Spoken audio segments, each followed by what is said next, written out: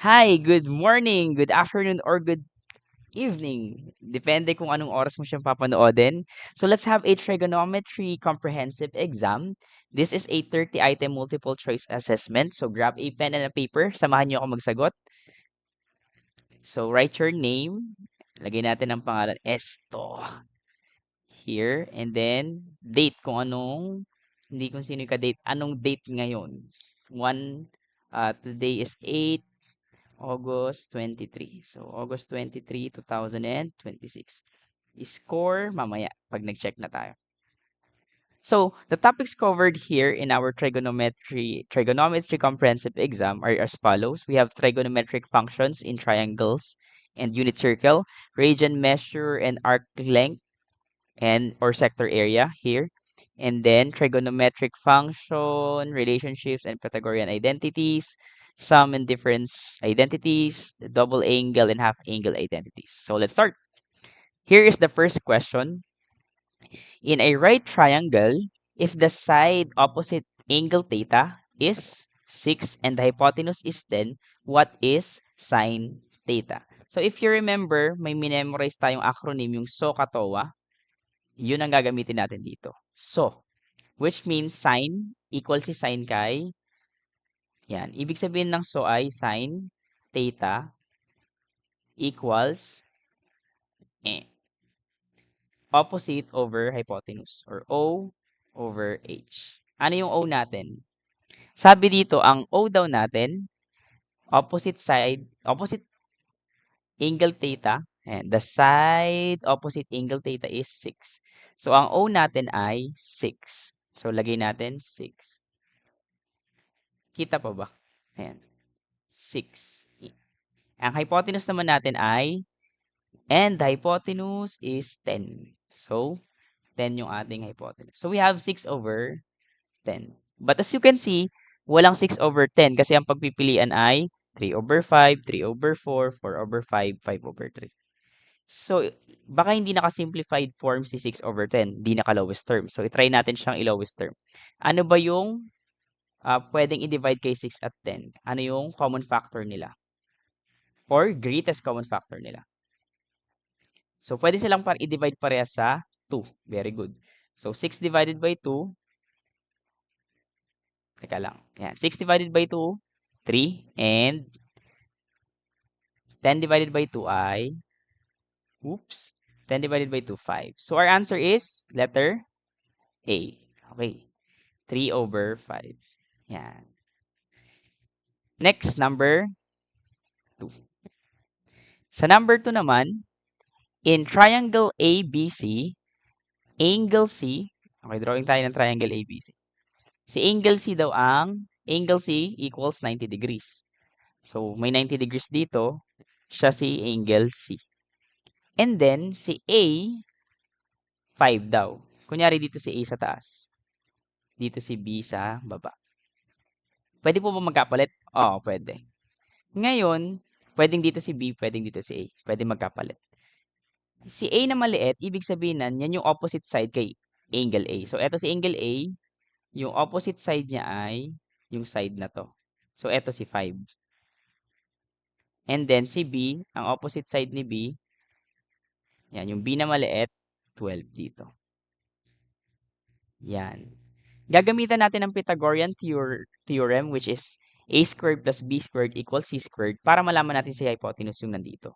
Pero if alam niyo yung Pythagorean triples, malalaman mo na agad na 13 ito kasi ang ka-pair ni 5, 12 ay si 13. Okay, magbibigay ako ng tatlong Pythagorean triple, si 3, 4, 5.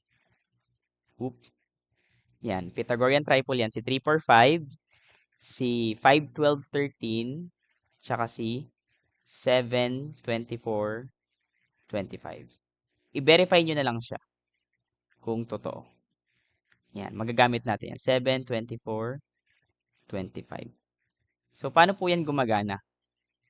Pagka may nawawala na side ng right triangle, kunyari, given si 5, tsaka si 12, nawawala si 13 sa Pythagorean triple. So, siya na yung sagot agad. This time, Ang hinahanap hypotenuse si 13. So 13. Kunyari naman nawawala si 4. Binigay si 3. Tapos binigay si hypotenuse na 5. So, yung nawawalang leg ng triangle, si 4. So, etong dalawang unang number, sila yung dalawang legs. And then yung nasa dulo siya ay hypotenuse. Okay.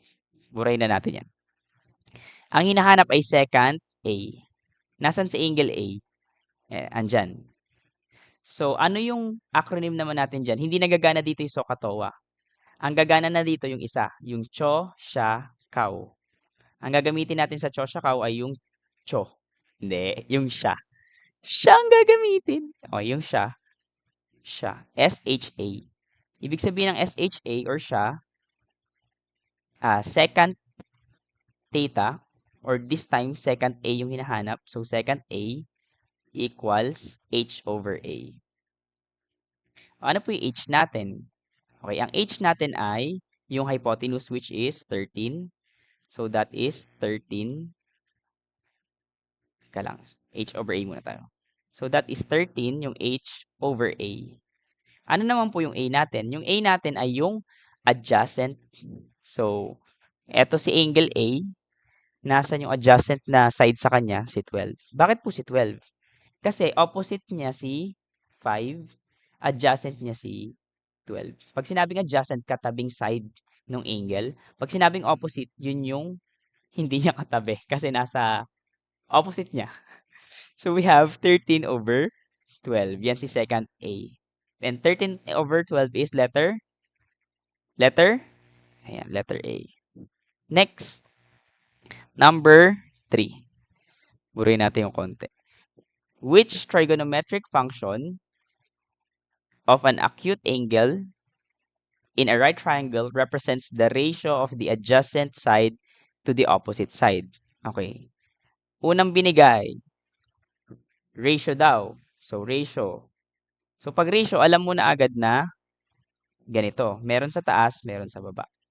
Sabi, adjacent. Okay, adjacent. Ito, adjacent. Ang acronym natin sa adjacent, letter A na lang. Tapos sabi, and then sabi, adjacent side to the opposite side. So, pag opposite side, letter O.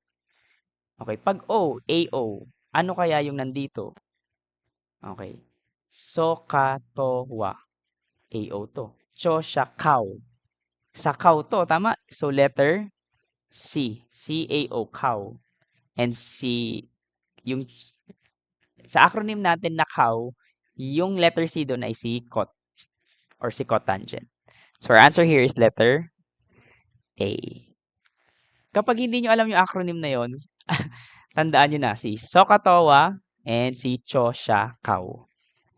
Sulat natin dito. Ito si SOHCAHTOA. SOHCAHTOA.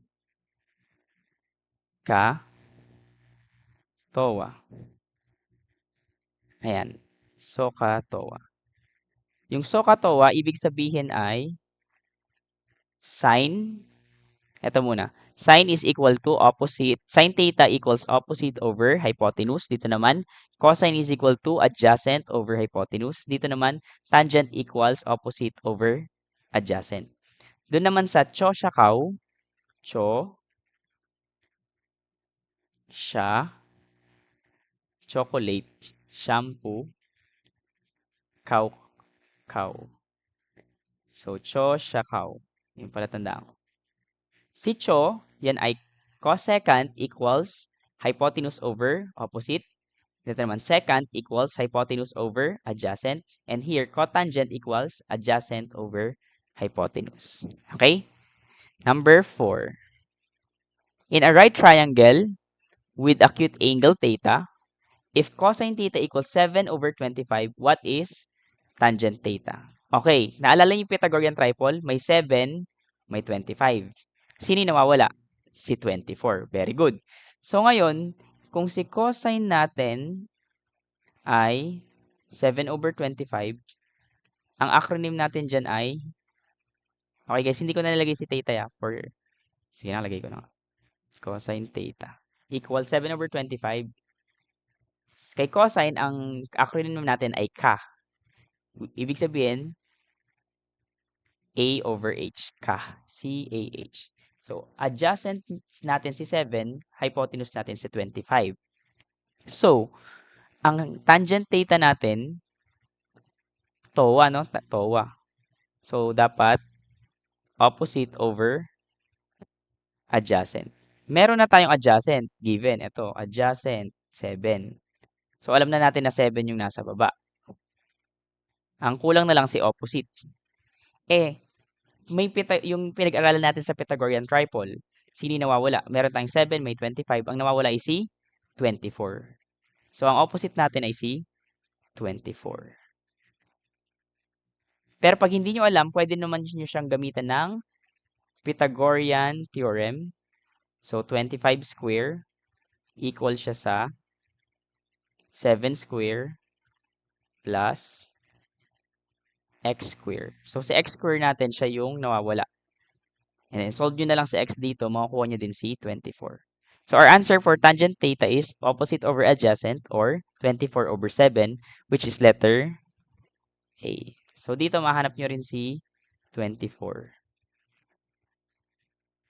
Sige na, gawin na natin. 25 square ay 25 times 25. So, we have, ilan yun? Calculate nyo. Kung pwedeng mag-calculate sa exam, 625 equals 7 squared ay 7 times 7, 49 plus x squared. Ayan. And then, lipat natin or transpose si 49 doon. 625 minus 49. So, 625 minus 49, pakicalculate. Okay, very good. 576 equals x squared. So, kung si 576 ay equal kay x squared, ano si x? Square root ng 576. Okay, paki-square root. So, x equals, calculate, very good, 24. Ayan, so ganun din. Next, last number para sa video na to. Hanggang 30 to, pero hanggang 5 lang muna gagawin natin sa video na to. In a right-angled triangle, if sine theta is equal to cosine theta, what is the measure of angle theta in degrees? Ang tanong lang dito ay, kailan nagiging equal si sine theta at cosine theta?